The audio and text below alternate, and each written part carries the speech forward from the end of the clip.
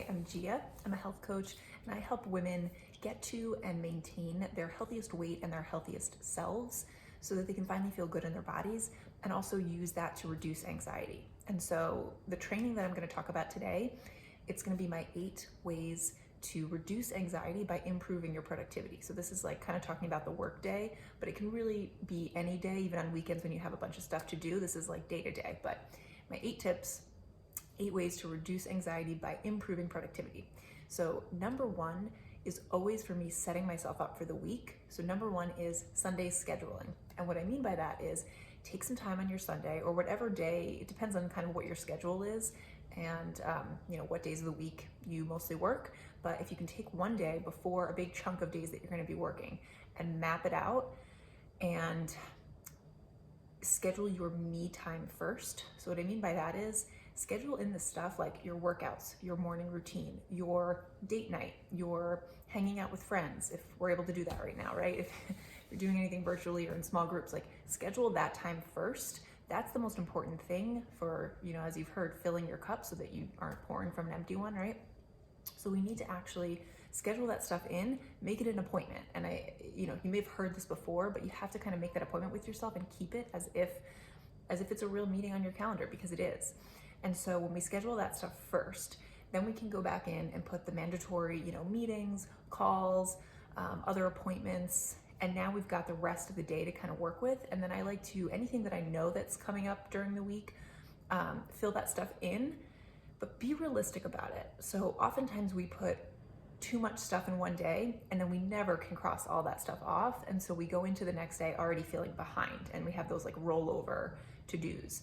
And so that might still continue to happen. But if we leave space, we leave intentional space. So we think, okay, what's actually realistic for me, and assume that things are gonna come and pop up that you didn't plan for, because that always happens too, right? So we wanna leave that extra space. And if for some reason nothing pops up that day, you have that extra space, you can take something from later in the week that you've mapped out and say, you know what, I'm gonna knock this out today. And think about how much more accomplished you'll feel and less stressed you'll feel when you had these 6 things to do on your list. You got them all done, you could pull a 7th from day 2, rather than if you had 12 things on your list and there was no way you were ever gonna complete all those things, and so you didn't get to a bunch of them, right? So even just mentally mapping it out and planning it out in a better way that makes more sense, we're gonna feel more productive, we're gonna feel less anxious. So that's number 1. Number 2 is having some kind of morning routine. Now, I kind of hate the term morning routine because it's been used so much in a way that kind of makes us feel even more stressed. Like we have to have this routine that is touted by health coaches or people in the wellness industry who maybe don't have the same type of job or the same type of life as you, and maybe they have 2 hours every morning to, meditate and go and journal, and then go down and like quietly make their coffee, and then like sip on it on their balcony, and then do some stretching, and then go into a real workout, and then like whatever, and then they haven't even, it's like 10 a.m. and they haven't started their day yet, or they have, but it's this morning routine, but that's like part of what their life might look like. And I'm not hating on that routine, that sounds amazing. If you can do that, you should do that.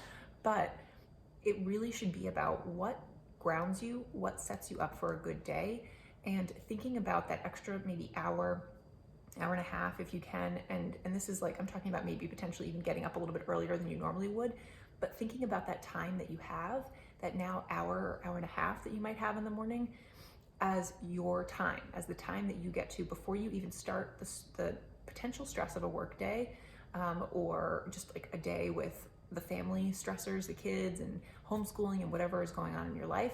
You have now that extra time for you. If you wake up a little bit earlier before the kids might get up, or before your set start time at work, now you have that time back for you. And so what goes into that time should really be something that benefits you, that makes you feel grounded, that makes you feel productive, that makes you feel less anxious. If that's not meditating, if you don't like to do that, or if it feels stressful because you feel like you're not doing it right, which we could talk about that too, that you shouldn't feel like that because it's just kind of about the process, but that's another topic. So really it should be, if that doesn't feel good for you, but if journaling kind of helps, then maybe you do that, right? If making your coffee and just like sitting for a minute on your couch or outside on your porch or whatever for just a minute, to have a minute of you time and nothing else, that's a little bit meditative. That's like something that I would say is along those same lines, but whatever works for you, if it's a workout. So my morning routine isn't like filled with meditation and journaling and all this stuff. The thing that will get me out of bed is a workout, and journaling won't get me out of bed. I add that in, I incorporate a tiny bit of time for that after that, like as I'm kind of starting my day and planning it out. But for me, the thing that's going to get me up at 5:45 is not going to write in my journal. For somebody else, that might be the perfect thing. They might think, I can just like brain dump, get it all out, de-stress.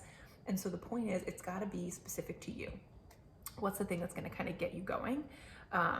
And especially as we're all working from home now, or a lot of us still are working remotely, think about what you had before. If you kind of feel like you're out of your routine now, what was it before that made you feel like you had a routine? For a lot of people, it's like the commute. They would drive and listen to a podcast, or they would be on a train and be able to like read a book, or just stand there and listen to, or sit there and listen to music. Whatever it was, there was kind of like a separation between your house and your like things that you would do, and then getting to a workplace, sitting down and starting your work. And so we've kind of lost that. So we need to make sure that we're recreating that moment, that space and time. And so think about what you used to do. And if it was listening to a podcast or reading a book, maybe you need to wake up a little bit earlier as if you were commuting and carve out a little bit of time to do that thing, if that made you feel a little bit better in starting your day and being more productive. So you really just want to take back that time that we maybe have let slide, and now we're sleeping a little bit more, which sleep is great, but you can go to bed earlier, still get the same amount of time. So just kind of think about how you can separate those things. So that's number 2. Number 3 is movement to start the day. Super important to kind of get us going, get us energized, and it doesn't have to be a HIIT workout, it doesn't have to be a strength workout, it can be a nice walk, it can be some stretching or yoga, it can be a HIIT workout, it can be a strength workout, but some kind of movement for at least 20 minutes to start your day.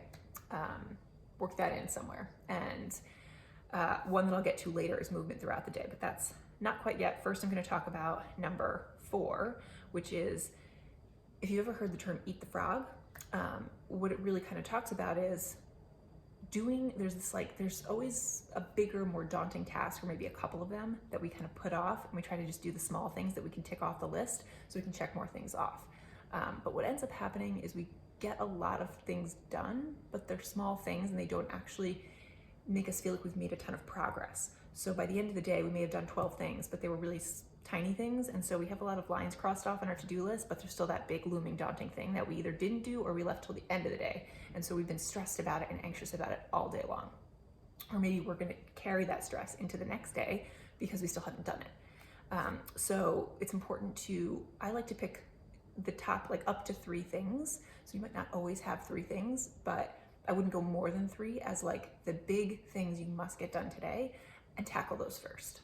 Those are the first things you're doing. You're doing those before you cross off anything else on the list. And that way, even if you only get those 3 things done, you will feel so much more accomplished and less stressed than if you only focused on the tiny things. So eat the frog and pick those at least 3 critical tasks that you have to get done, up to 3 critical tasks that you have to get done first. Next one is Pomodoro Technique. So if you haven't heard of this one, and I mentioned it in a previous training, but basically what it is a technique that you can use to kind of stay focused, stay on task. So it's 25 minutes of deep focused work followed by 5 minutes of a break, of a mental break. And so during the deep focused work, you are doing that task that you said you were going to do. You're not flipping and checking your email. You're not looking at your phone. You're not scrolling Instagram. You are focused on that. Put your phone in airplane mode and focus on that one task and just power through it. And then when the 5-minute timer, or when the timer goes off for that 5-minute break, you take the break. No matter where you are in the process of whatever you're working on, you take that 5-minute break. And I like to take it with a little bit of movement, like get up and stretch, maybe go get a drink of water or a cup of coffee or like whatever. But really it shouldn't be used to like scroll your phone. It should be something that takes you away from the screens, takes you away from, your head in the thing, and actually gives you that mental break. You can go like do a couple air squats or whatever. Go take a step outside your front door. And then you go right back into it, and you can do a few cycles of these. So I wouldn't recommend doing this all day long, but maybe you do it 4 times. So you get a couple of hours total of really good deep focused work. And the things that this does is it creates a sense of urgency during that 25 minutes because okay, I'm gonna get a break in 5 minutes, so I gotta like get this done because I don't want to go in and out, in and out, in and out. So it creates that sense of urgency, and it also gives you those forced breaks, which also helps with our productivity and with our stress and anxiety. So we have to kind of plan this when we have a chunk of work that doesn't require a lot of phone calls or a lot of like, emailing people, right? So it's going to be more, you have to kind of pick and choose the times that you use it, but it can be really effective to help you get a lot of stuff done, knock some things out, and then you'll again feel less stressed and less anxious because you've been able to focus for that period of time. And I love that it forces us to take a break because we all need that throughout the day. So that's the next one. What are we on? 1, 2, 3, 4, 5, 6. We're on 6. So 6 is, I'm going to come back to this movement thing. Like I said, movement throughout the day. A lot of times we sit there and by the end of the day, we're tense up here, our hip flexors are tight, everything feels tight and tense because we've not only not done any of these techniques probably, so we're super stressed and anxious, but we haven't been moving, we haven't gotten the blood flowing, we haven't done this thing that's really good for our bodies, which is to move. And so I talk about this all the time, but doing a 45-minute workout at the beginning of the day or an hour-long workout at the beginning of the day and then not moving for the rest of the day and just sitting behind your desk is not healthy. Just because you got that spin class in and you sat for the rest of the day does not mean that you are doing good things for your body. So movement throughout the day, I would much rather have somebody not work out at all, not do a workout at all in the morning, but walk 10 times throughout the day or walk 2 times and walk a couple of miles each time. That to me, you're doing so much more for your body than just doing like a HIIT workout in the morning and then sitting on your butt for the rest of the day. So obviously we can't just be like walking all day long.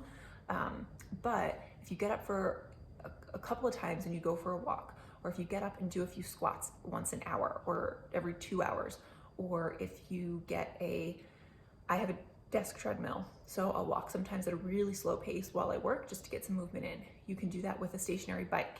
You can get those like pedals under your desk, whatever, just something to like kind of keep you moving throughout the day.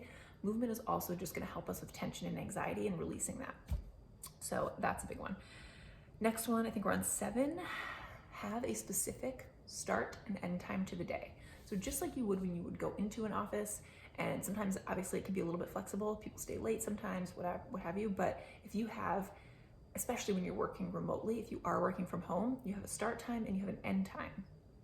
And that way you, again, create that separation in the morning. So you can create your like little commute time or your, getting ready time, and you can give yourself a little bit more. And you know that you don't have to start working until, let's say it's 9 a.m. or 8:45. And you know that you have that time. If you can wake up at 6, think about all that time that you have before your workday starts. And the earlier you get up, I'm not saying get up at 4 in the morning, but if you get up at 6 or you get up at 5:45, or even 6:30, like now you have time for a workout. You have time for maybe the journaling. You have time for the meditation. You have time for your tea or coffee, whichever of those things actually work for you. Again, I'm not saying do all of them. Now you have your me time. You have time for those things. If the kids wake up at 7 and you get up at 6, like that is your hour to yourself. So however it works for you, but having that start time, that way you don't have to, you're not starting before that time, and it can help you just separate the workday. And then the end of the day is even more important, I think, or just as important, because you have a time where you're basically like, unless it's critical, I'm closing the laptop, I'm turning off the computer, I'm leaving the office, whatever. If you have an office, luxury, I don't, but if you have an office area, you're leaving, you're closing that door and you're moving on just like you would leave the building and come home. It's so important to create that start and end time so that you can actually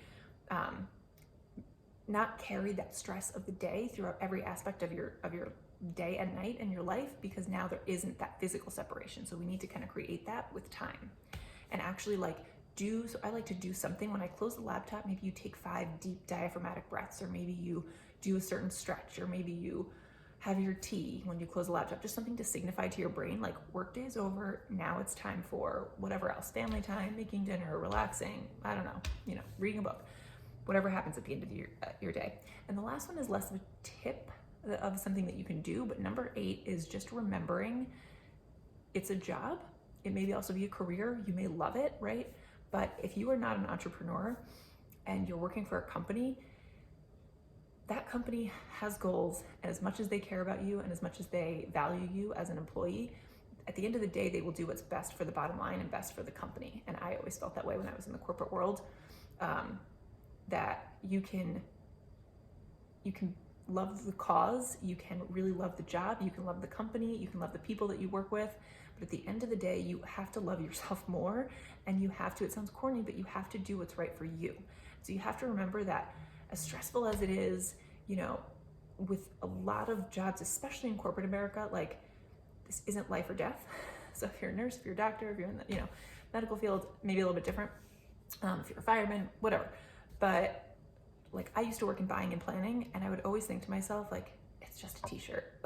Like, it's important, and I work here, and I have responsibilities, and of course I have to do them. I'm not downplaying that, but it's just a t-shirt. It's just a whatever. And if it's causing you to have mental distress, if it's causing you to have that much anxiety where it's coming out in now your gut health or your hair thinning or whatever, like these things that happen when our hormones are changing because of the stress, we have to stop and rethink that and think, like, what am I so stressed about? You know, is this as serious as I'm making it in my head? And can I just like take a breath and say, like, this has to get done. I'm going to do it. There is a deadline, but it is what it is. I'm just going to do it, and then I'm going to be done, right? Like, and just kind of take a step back and remember it's just a job. So those are the 8 tips. I will put the link to my website if you want to learn more about how to work with me below. You can follow me on Instagram. I'll put that below too. I'm at Gia Gallinello, which no one can spell, so look at the notes. And what else? So there's this training. I think I'll do one more training, and that'll be next week. So make sure you subscribe if you're not subscribed already, and that way you can see when the next one comes out. I think that'll be a little bit more holiday anxiety focused. This one was obviously a little bit more about work and productivity, and this could be helpful any time of year. So yeah, subscribe, check it out, and we'll talk soon.